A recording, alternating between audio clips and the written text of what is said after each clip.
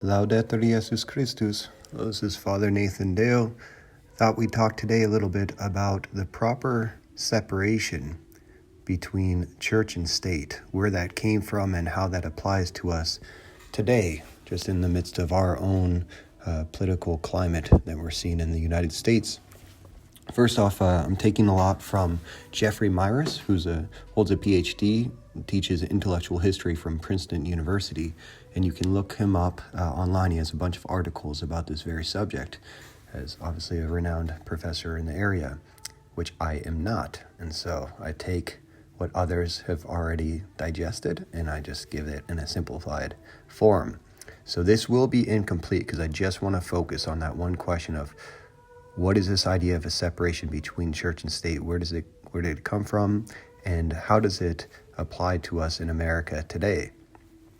So first off, what is the proper relationship between church and state in a well-ordered society? Well, it's kind of a trick question because it can't happen without a well-ordered society. So it's a very idealistic notion in the first place.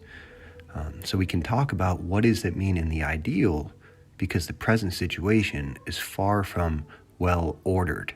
That's the problem, is separation of church and state does not work outside of a well-ordered society. So first off, where did this come from? This began as a teaching actually of the Catholic Church, not in reference to state in many churches, but it was developed in the Catholic Church between Catholicism as the church and the one state, right? So we don't have a problem with many states in one church. We always have the problem of there's many churches existing in one state, and how do you work in the midst of that? So the whole two swords theory is where this kind of came out of. Catholic position has always been basically what Pope Gelasius described in the late 5th century as the doctrine of the two swords.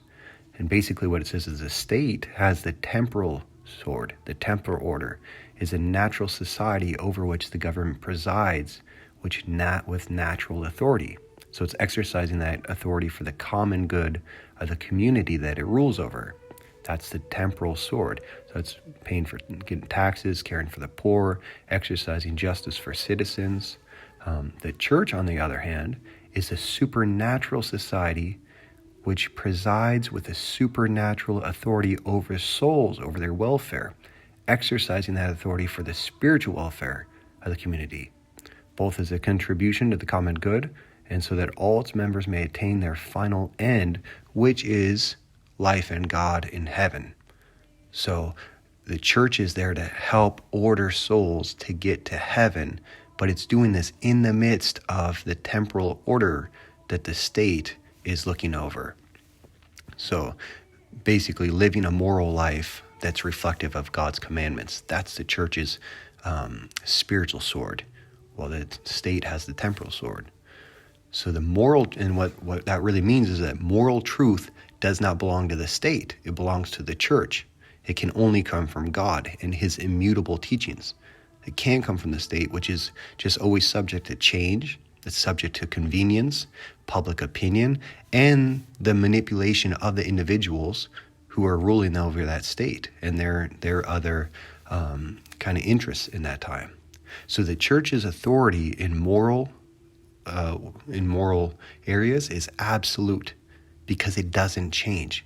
It always comes from God, from the commandments, from what has always been taught, and so it's solidified. The states is always a prudential kind of application of moral laws.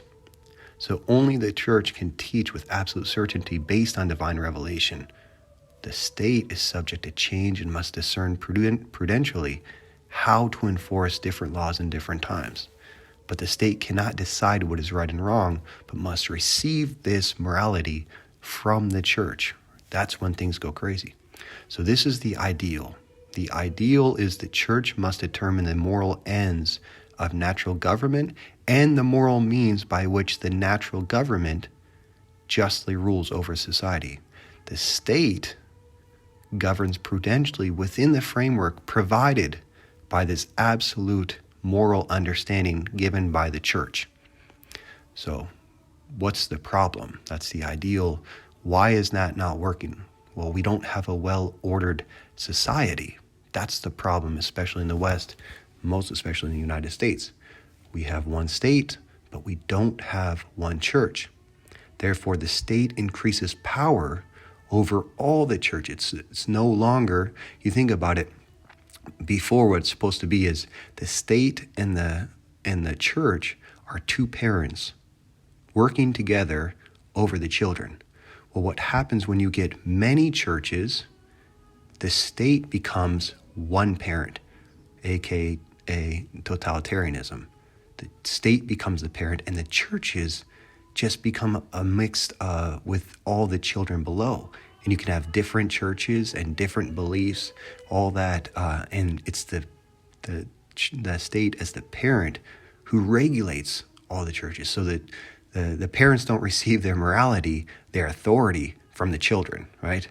Okay, so that's what we're kind of looking at now, is the church, along with all other quote-unquote religions, just look at, the state looks at them as their children. It's like, you don't tell us what to do, you're just another voice of the children, but in the end, we're going to be the ones to dictate what is right and what is wrong. So the state becomes mother and father, just totalitarian father, and the churches become just children. That's what is kind of an effect of Protestantism, basically. Because when Protestantism creates division of values amongst many churches, that's why there's 40,000 plus Protestant denominations. Well, when they can't agree on a moral authority, as the Catholic Church has always done, because there's only one, that's when the state has to get more power. Because then the state becomes an overseer of all those different churches arguing about what is right and what is morally wrong, what is God's will and what is not. And so that's why ever since the Enlightenment, French Revolution, and Protestant Revolution, what has happened is the state has increasingly got more and more power, while the Catholic Church has just become less and less and kind of thrown in the mix of the other Protestant religions. So that's when the state becomes a parent. Then the moral values are determined not by the church, but by the state, which has been the problem of totalitarianism ever since the French Revolution. Then the people become the source, quote unquote, of moral authority. It's no longer the church receiving divine revelation. It's the people who become the source of moral authority, which can never be the case. And the governments will always manipulate to get what they really want and say always that it can just be the people's desire. So that's when, by public vote or by majority rules, or just because of the changing demographics, divorce becomes normalized, adultery becomes normalized, abortion becomes legalized and normalized, contraceptives, same-sex unions become normalized. It's no longer the church saying, this is against God's commandments, we cannot do that. And then the state carrying out commands, it's well, this is what the people want, so this is what we're going to push. COVID restrictions is actually a really good kind of reflection on this. The state determining what's essential to stay open or to close down in time of a pandemic. Well, once they say that churches are no longer essential, what does that mean? It's one small step towards totalitarianism. To see how far the church has gone beneath the state in this. It's no longer a dialogue between the church and the state as parents. It's the state as a parent looking over the church. Because the whole idea is nature abhors a vacuum. So when the church leaves a vacuum, which is a vacuum of a unified moral authority that we receive from God, then the state will step in and usurp that authority. And that's what happens when you have many churches come out. There's no longer a unified moral authority because we're all arguing over what is right and what is wrong. Then the state has to step in as a parent to say, well, no, we'll just tell you what is right and wrong based on, quote unquote, the opinions that we receive. Then values are formed by power and by propaganda. When the church is not in control of the moral authority, values are formed by power and propaganda. That's it. So the solution can only come when the source of moral authority transcends the state. It doesn't mean the source becomes the state like a theocracy, right? It was what, like the church rules everything. That's not what we mean. And it doesn't mean the state assumes the power to become the source of moral authority, which is what leads to totalitarianism.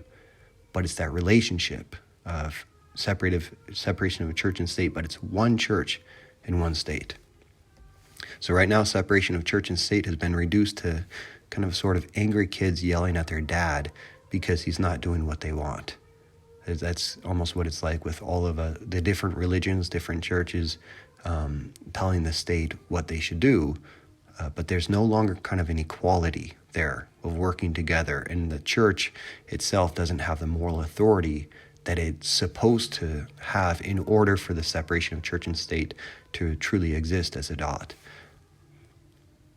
Okay, so what is the solution? And Jeffrey Myers, I thought he had an interesting kind of conclusion on what he was saying. We need to build up Catholic culture so that the church takes its proper place beside the state and not beneath it. Right now, the spiritual sword has been taken away from the church, and it's been replaced with, you almost think about it, we've been replaced with our spiritual sword with like sticks. And that all the kids are like fighting one another and yelling at the state, while the state wields the steel sword of power. There's just not a comparison between the power between one and the other. And so this is what Jeffrey Myers says. He says, it is only through Catholicism that a proper understanding of church and state can be grasped.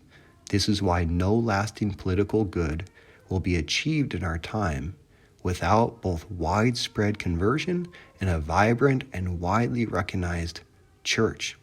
Separation of church and state is the right idea, but for it to work, there must be not only a recognized state, but a recognized church. The doctrine of the two swords is the right doctrine, but its first principle is that we need both swords, which is what we have lost in our time.